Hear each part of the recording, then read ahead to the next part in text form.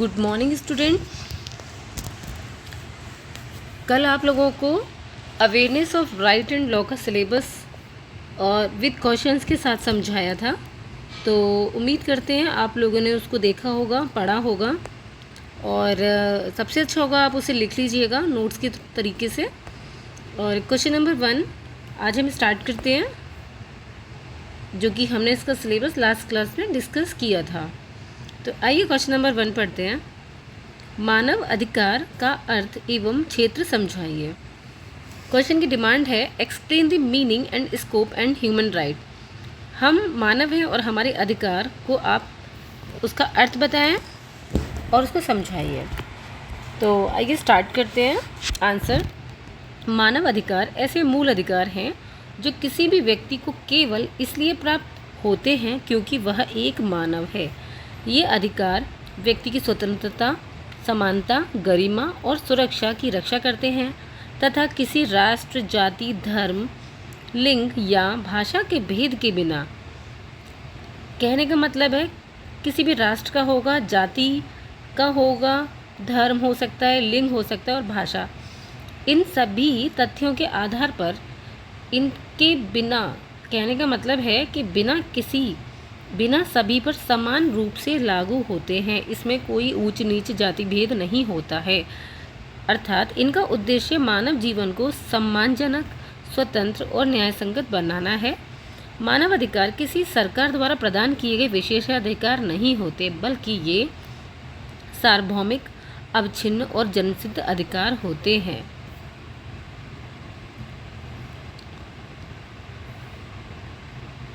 Next देखते हैं इसमें आगे। तो आपको अर्थ समझ में आ गया होगा कि मानव अधिकार का अर्थ क्या है। जो हमको स्वतंत्र अधिकार होते हैं हमारे, और ये हमको किसी सरकार ने, कोई सरकार हमको नहीं देती है, हमको ये याद रखना होगा, बल्कि ये हमको सार्वभौमिक, इक्वली सभी के लिए समान, अविच्छिन्न, बिना किसी भेदभाव के हमारे जन्मसिद्ध अधिकार होते हैं ये। ठीक है, आइए तो आप अर्थ में आप इसको पूरा लिख सकते हैं, यहाँ से लेकर मानव अधिकार से लेकर, और ये अर्थ आपका कंप्लीट हो गया यहाँ तक। इसके बाद इसके क्वेश्चन पूछ रहा है आप लोगों से, क्षेत्र समझाइए। अब आगे हम इसको कंटिन्यू करते हैं। यूएनओ मतलब संयुक्त राष्ट्र महासभा ने 10 दिसंबर 1948 को सार्वभौमिक मानव अधिकार घोषणा पत्र मतलब universal declaration of human rights को पारित किया था, जिसमें 30 अनुच्छेद के माध्यम से मानव अधिकारों की परिभाषा दी गई। इसमें जीवन का अधिकार, स्वतंत्रता का अधिकार, समानता का अधिकार, विचार और अभिव्यक्ति की स्वतंत्रता, धर्म और संस्कृति का पालन करने का अधिकार, शिक्षा और रोजगार का अधिकार। यह घोषणा पत्र आज भी पूरी दुनिया में मानव अधिकार का मूल आधार बना हुआ है। कहने का मतलब है आपके अपने सारे राइट्स जो आपको मिलते हैं एक मानव होने के नाते, वही आपके मानव अधिकार होते हैं।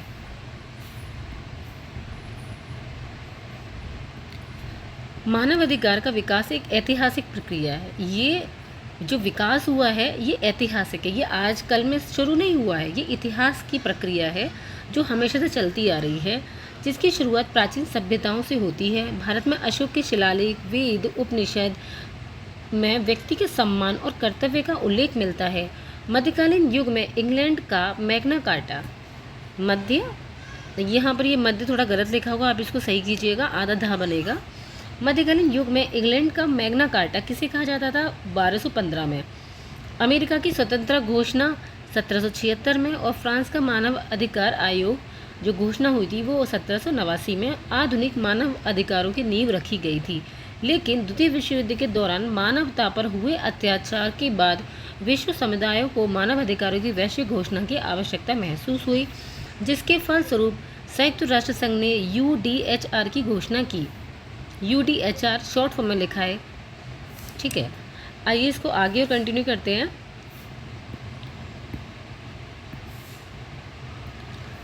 मानव अधिकार का क्षेत्र, यहाँ से आपकी नेक्स्ट हेडिंग पड़ेगी। आप इसको एक हेडिंग बनाइएगा, इसको ब्लैक में थोड़ा हाईलाइट करके लिखिएगा। मानव अधिकार का क्षेत्र क्या है? मानव अधिकार का क्षेत्र अत्यंत विस्तृत है। विस्तृत मतलब बहुत बड़ा है, बहुत फैला हुआ है। यह न केवल नागरिक और राजनीतिक अधिकारों को सम्मिलित करता है, बल्कि सामाजिक, आर्थिक और सांस्कृतिक अधिकारों को भी समाहित करता है। इनका प्रभाव व्यक्ति के जीवन के सभी पक्षों पर होता है। जैसे कि आप यहाँ पर जो टॉपिक आपको दिख रहे हैं, इनको आप ब्लैक कलर से, ब्लैक पेन से और नंबर में डालिएगा पेपर के अंदर 1 2 3 4 5। ये आपके एग्जामिनर को ज़्यादा प्रभावित करेगा। नागरिक अधिकार के अंतर्गत क्या आएगा? जीवन की स्वतंत्रता का अधिकार और सुरक्षा और कानून की दृष्टि से समानता। राजनीतिक अधिकार के अंतर्गत आएगा चुनाव में भाग लेने का अधिकार, अभिव्यक्ति और संगठन की स्वतंत्रता। आर्थिक अधिकार कार्य करने का अधिकार, समान वेतन, सामाजिक सुरक्षा। और सामाजिक अधिकार के अंतर्गत आएगा शिक्षा, स्वास्थ्य और आवास का अधिकार। और सांस्कृतिक अधिकार के अंतर्गत आएगा अपनी संस्कृति और परंपरा के अनुसार जीवन जीने का अधिकार। ये सब एक तरीके से क्षेत्र हो जाएंगे, जो आपका क्षेत्र पूछा गया है टॉपिक में। आगे देखते हैं। अब इसको निष्कर्ष रूप में हम इसको बता सकते हैं कि क्या क्या चीज़ें हम और इसको समझ सकते हैं। तो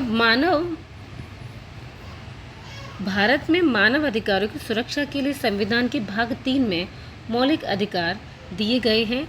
इसके अतिरिक्त मानव अधिकार का संरक्षण अधिनियम 1993 के तहत राष्ट्रीय मानव अधिकार आयोग की स्थापना की गई है, जो मानव अधिकारों के उल्लंघन के मामले की जांच करता है और सरकार को सिफारिशें देता है।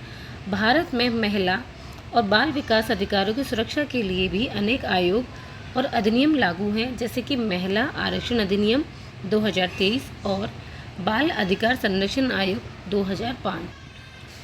आज के समय में जब युद्ध, आतंकवाद और गरीबी, लिंग भेद, बाल श्रम, मानव तस्करी, जाति हिंसा जैसे मुद्दे सामने आ रहे हैं, तब मानव अधिकारों की प्रासंगिकता और भी बढ़ जाती है। प्रासंगिक मतलब होता है कि जो आज भी जो आपके सामने हो रहा है, मतलब वही प्रासंगिक है। मानव अधिकार एक ऐसा उपकरण है जो मानव जीवन को न्याय, स्वतंत्रता और गरिमा की राह पर ले जाता है। निष्कर्ष रूप में हम देख सकते हैं कि मानव अधिकार वह बुनियाद है जिस पर लोकतांत्रिक, समावेशी और न्याय आधारित समाज की रचना होती है। जब तक इन अधिकारों की पूर्ण रूप से रक्षा नहीं होती, तब तक मानवता के विकास की कल्पना अधूरी रहेगी। तो आपका क्वेश्चन नंबर 1 कंप्लीट हो चुका है। आप इसको देख सकते हैं।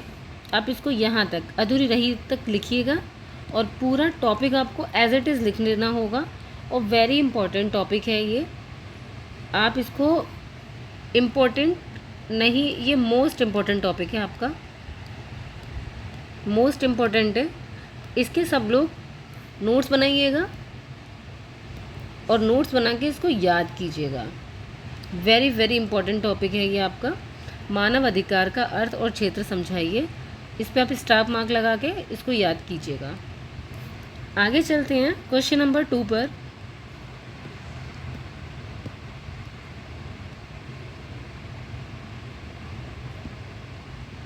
क्वेश्चन नंबर 2 है, मानव अधिकार को परिभाषित करें, इसकी विशेषताएं और प्रकृति का वर्णन करेंगे। Define human rights, describe it's characteristic and nature. Question आप यहाँ से स्टार्ट करेंगे आंसर लिखना। मानव अधिकार वे मौलिक अधिकार हैं जो प्रत्येक व्यक्ति को केवल इंसान होने के नाते प्राप्त होते हैं, चाहे उनकी जाति, लिंग, जाति, राष्ट्रीयता, जातीयता, भाषा, धर्म या कोई अन्य स्थिति कुछ भी हो। ये सारे अधिकार उनको मिलेंगे क्योंकि वह इंसान है। इसलिए ये अधिकार सार्वभौमिक होते हैं, अविभाज्य होते हैं, अन्योन्याश्रित होते हैं, जिसका अर्थ है कि वे सभी के लिए समान रूप से लागू होंगे, उन्हें अलग नहीं किया जा सकता और वे एक दूसरे पर निर्भर होते हैं। मानव अधिकार का मूल विचार यह है कि सभी मनुष्य गरिमा और सम्मान के साथ जो पैदा हुए हैं, उन्हें उस गरिमा के साथ जीने का अधिकार मिले। अब आप यहाँ पे हम परिभाषा, क्योंकि यहाँ क्वेश्चन में ही बोल रहा है परिभाषित कीजिए, तो आप पहली परिभाषा देख सकते हैं यहाँ पर। JES फोसेट के अनुसार मानव अधिकार कभी कभी मौलिक अधिकार या मूल अधिकार या प्राकृतिक अधिकारों के नाम से पुकारे जाते हैं। मौलिक अधिकार वे अधिकार होते हैं जिनकी किसी व्यवस्थापिका द्वारा छीना नहीं जा सकता है।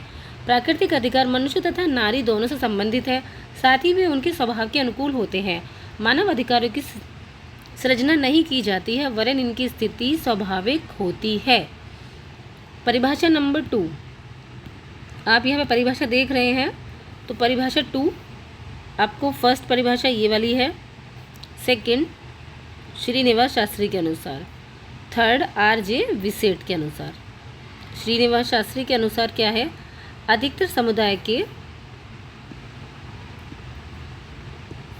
अधिकार समुदाय के कानून द्वारा स्वीकृत वह व्यवस्था जिसका नियम अथवा रीति है जो नागरिक के सर्वोच्च नैतिक कल्याण में सहायक हो। इनकी बहुत छोटी सी परिभाषा है, आप इसको लिख सकते हैं।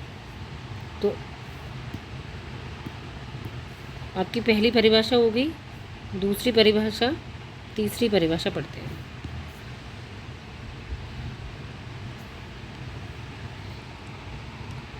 तीसरी परिभाषा है R.J. विसेट के अनुसार मानवाधिकार वे अधिकार होते हैं जो प्रत्येक व्यक्ति को मानव होने के नाते प्राप्त होते हैं। इन अधिकारों का आधार मानव स्वभाव में निहित है।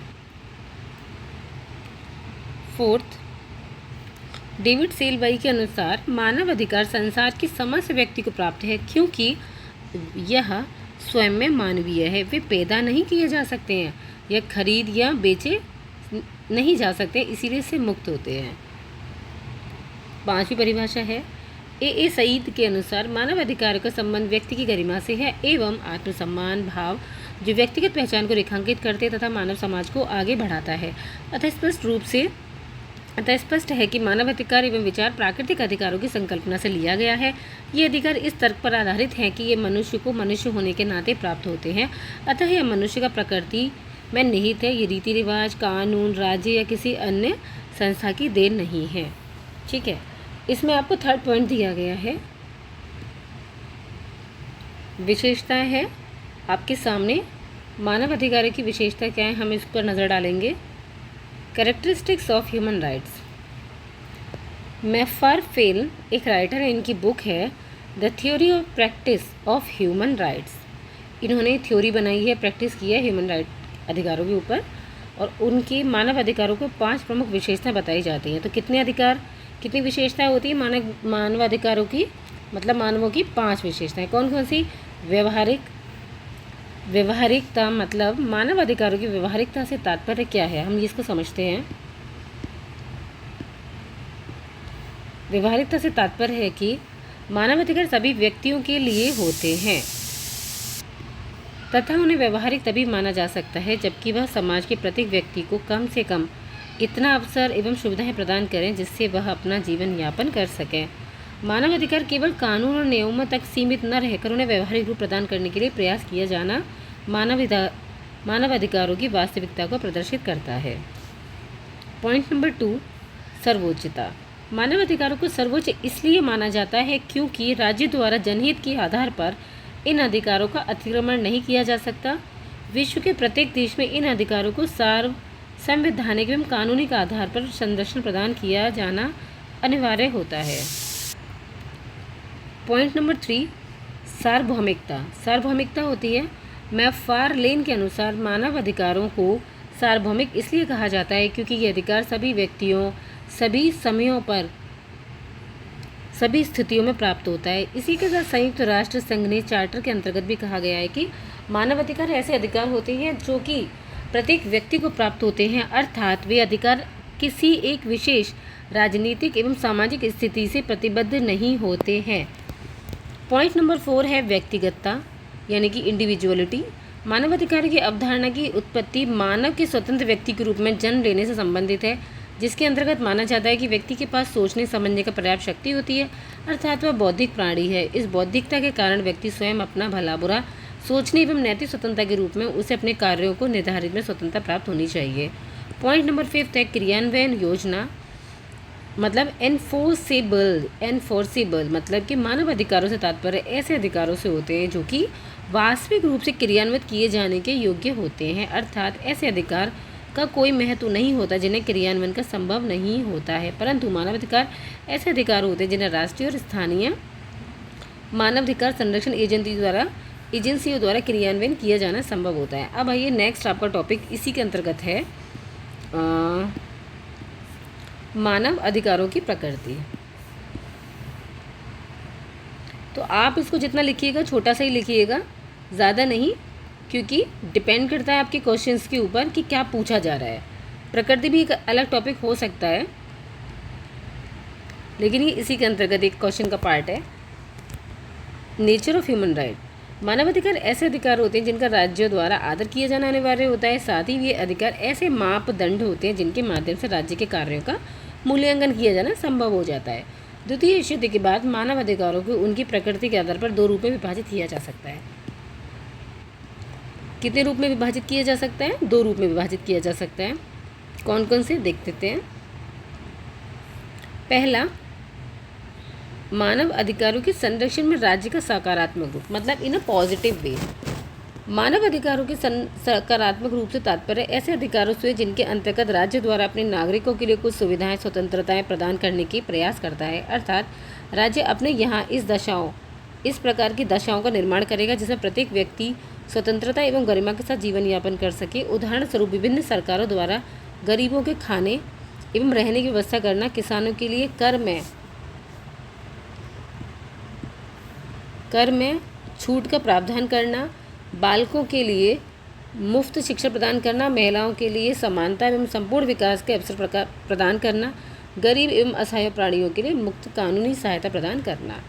सेकंड है, इसी का सेकंड पॉइंट है, मानव अधिकार के संरक्षण में राज्य का नकारात्मक रूप। पॉजिटिव हमने पढ़ लिया, नकारात्मक रूप क्या होता है कि मानव अधिकार में नकारात्मक रूप से तात्पर्य ऐसे अधिकारों से जिनके द्वारा राज्यों को कुछ करने से रोका जाता है, जिसके अंतर्गत किसी भी व्यक्ति के कानून का उल्लंघन किए बिना बंदी नहीं बनाया जा सकता, किसी भी व्यक्ति के अकारण ही अपने विचार व्यक्त करने से नहीं रोका जा सकता। मतलब ऐसा नहीं है कि आप बैठे हुए हैं और कोई आ जाए आपको पुलिस और आपको बंदी बना ले, ऐसा नहीं हो सकता।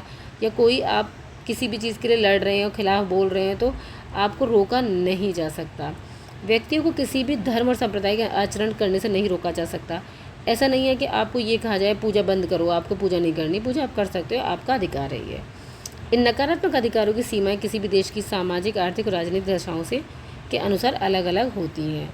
ये हर एक देश में अलग अलग होती है। इसीलिए आपका क्वेश्चन नंबर आपका 2 भी कंप्लीट हो चुका है और आप इसको प्लीज़ यहाँ से नोट्स बनाइएगा और रिवाइज़ कीजिएगा। बार बार आपको लर्न होता चला जाएगा ये और एग्ज़ाम में आप अच्छे से लिख पाओगे।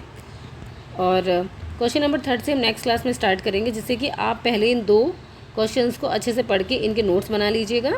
और मिलते हैं फिर नेक्स्ट क्लास में। Thank you.